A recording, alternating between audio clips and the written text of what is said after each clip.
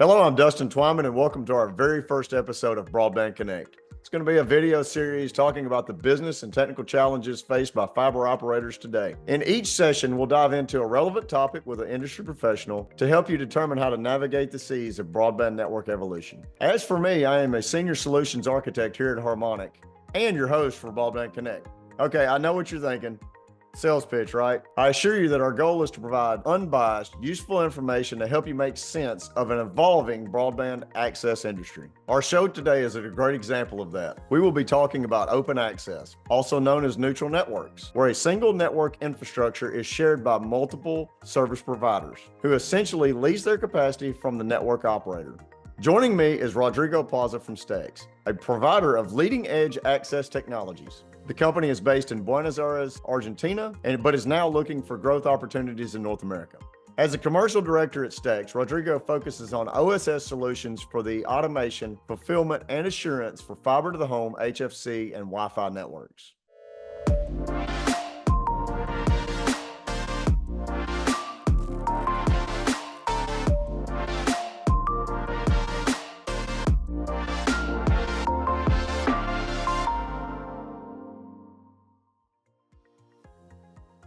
Rodrigo, thanks for being our guinea pig today in our first ever Broadband Connect session.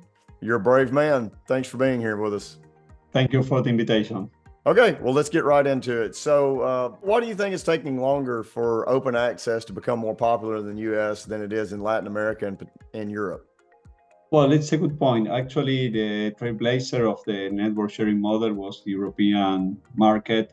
There, the regulators had established a rule to try to accelerate the deployment of shared networks. In many capital cities, for example, there is no more room for deploying additional fiber capacity. So it was like a need to be able to use those resources deployed in a more efficient way as network sharing allows. In the US, it seems to be the regulation more lent to market-driven solutions where big operators have not yet been so interested in opening their networks in a network sharing approach. Yeah, Though I am not an expert in the US regulation, I understand that this had accelerated, in the case of Europe, the adoption of network sharing instead of the US market, where you see that it's still in an early stage. Yeah, I agree with you. So, in North America, we typically see that there's a lot of providers in one single area.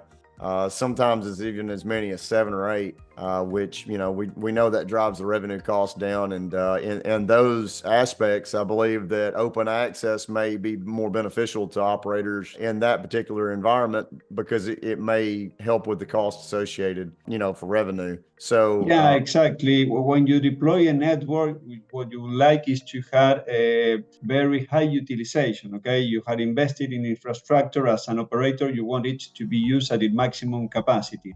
So being able to open your network and allow multiple operators to integrate on that accelerates the return of your investment. What do you think are some of the benefits to providing open access across networks versus the traditional ways of deploying a network, and competing against another operator? Yeah, well, being or switching into a sharing model implies an operator mindset change. So we had found traditionally that it was my customer on my network. A way to differentiate was to grow the network footprint so you can compete and differentiate against other operators. Okay, that model changed completely when we are facing the open access or network infrastructure approach, where you are sharing your network between different operators. What are the benefits? The return, as I mentioned, the return of the investment, because you are increasing the utilization and you are getting a payment for the usage of that equipment that has been deployed. But also for virtual operators, it opens the door to specialize in the service delivery while other companies focusing in the network infrastructure that requires different skill sets. We do have a couple operators here in the US that, are doing some open access And, talking to a couple of those guys, it appears that they're able to put a lot of CapEx into the Wi-Fi strategy versus, keeping up with the ONU technology or the cable modem technology that exists out there. They're able to work more on the customer experience side of things instead of having all of their money tied up in a network. What's your opinion on that? Or what are you guys seeing in Latin America and Europe? Well, as mentioned, Europe, it's the first or the major market where you will find this collaboration model of the network sharing, okay? As Latin America is starting to grow in this strategy where each year more operators are rethinking their network strategy, okay? The focus of the investment in the network is transitioning to a sharing model. For network deployment, you need a set of skills that are different for the service delivery, as you mentioned. So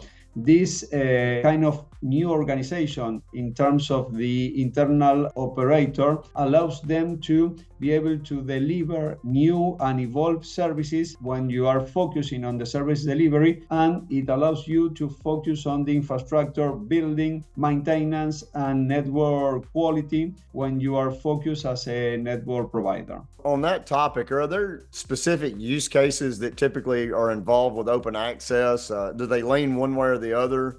Is there a trend, or is it just kind of a normal use case that open access applies to?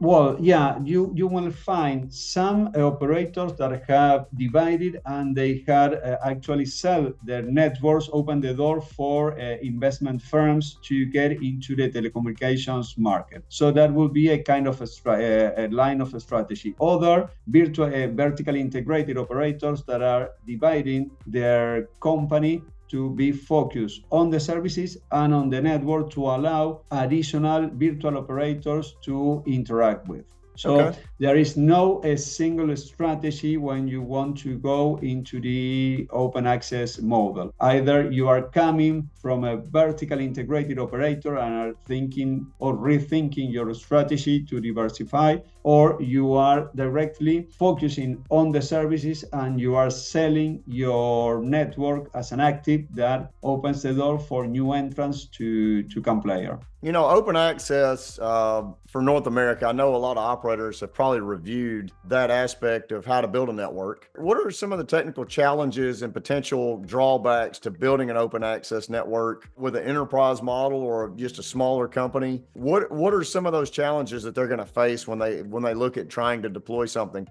No, yeah, exactly. Let's start with an existing company that wants to walk this path, okay? Something important, before sharing your network, you should have the systems and the documentation and traceability of the state of your network the best you can. So before starting to share, you need to have system in place that allow an organized way of sharing the resources.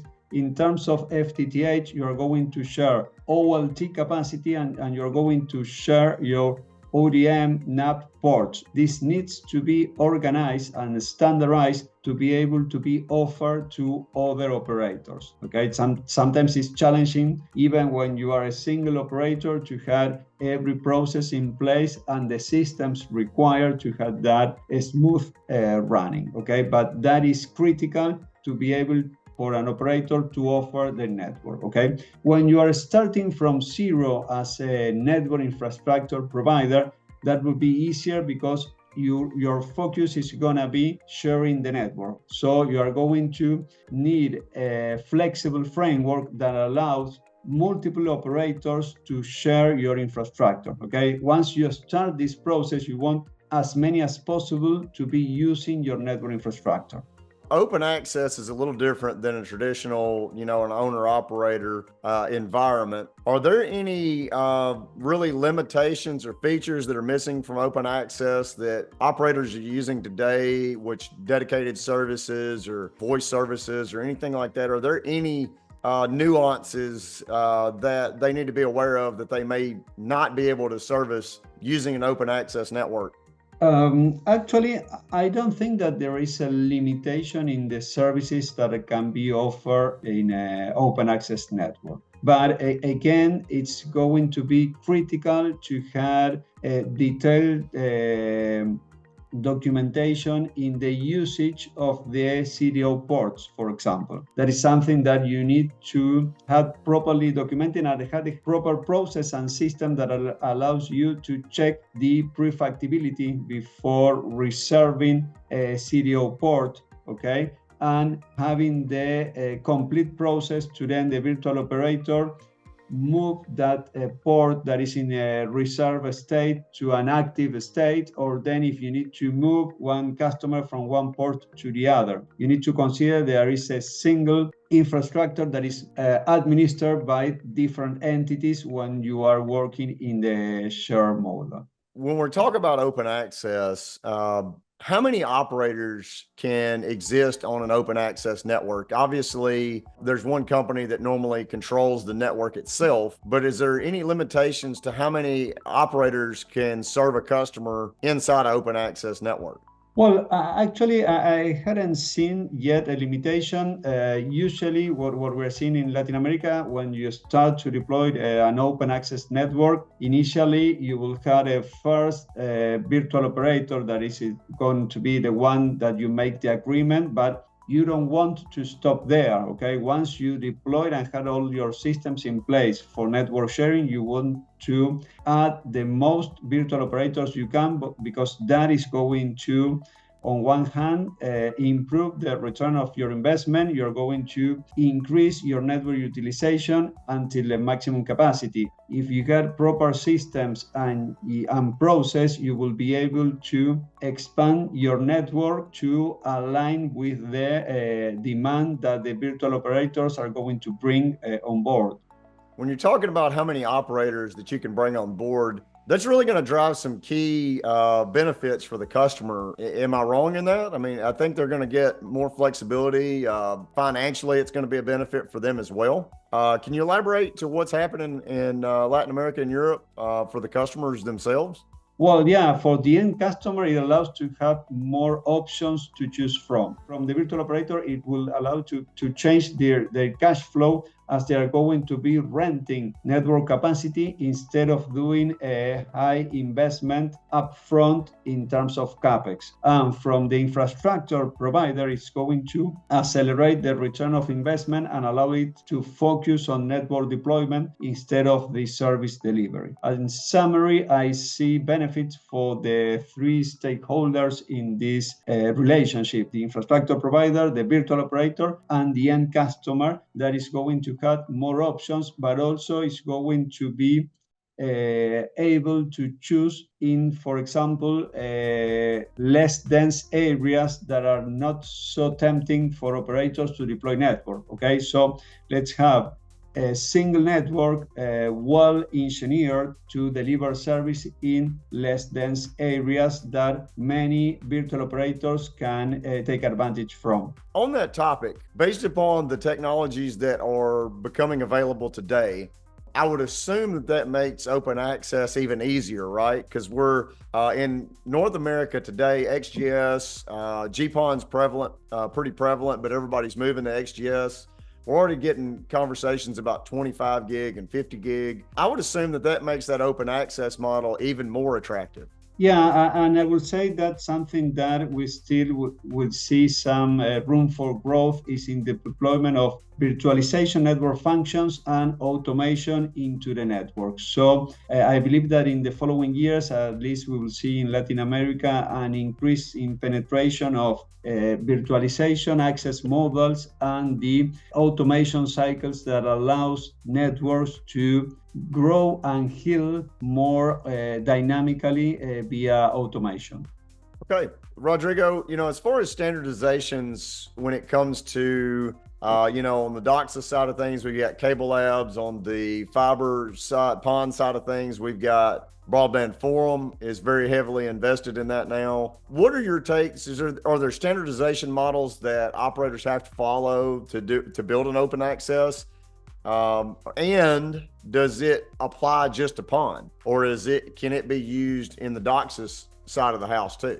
Well, good question, Dustin. Yeah, as you mentioned, the Broadband Forum had been working heavily on the options and ways to share network infrastructure. So at Stechs, we are members of the Broadband Forum, and we follow the technical report TR370, which establishes mechanisms to share network infrastructure. So that would be a great starting point for operator that are looking for options to share their FTTH network. Okay. Also, I would mention the TM Forum, that it's an organization that we are also a member of, that has a different approach in terms of the open digital architecture, but under the TMF 909 establishes guidelines for operators to share services between them. Okay, so as mentioned, these are two good starting points. Initially, I would say the Broadband Forum and their initiative. Talking about DOCSIS specifically, the network sharing concept is not limited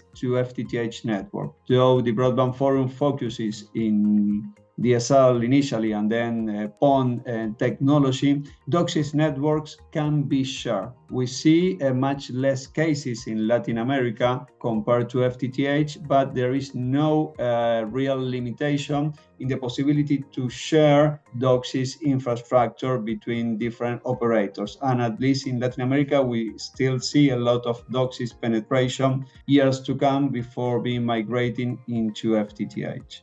The technologies that have grown on both sides of the fence, we're going in the 25 and 50 gig range, and who knows what's coming after that, right? I really appreciate all the great information that you've supplied for us today in regards to open access, and thank you for being our guest today. And I hope this wasn't too painful for you, but you gave us a lot of great information. I hope our viewers have been able to learn some new tips and tricks about what open access is. We really appreciate your time today. Well, thank you for the time, and we are happy to share our expertise on this topic.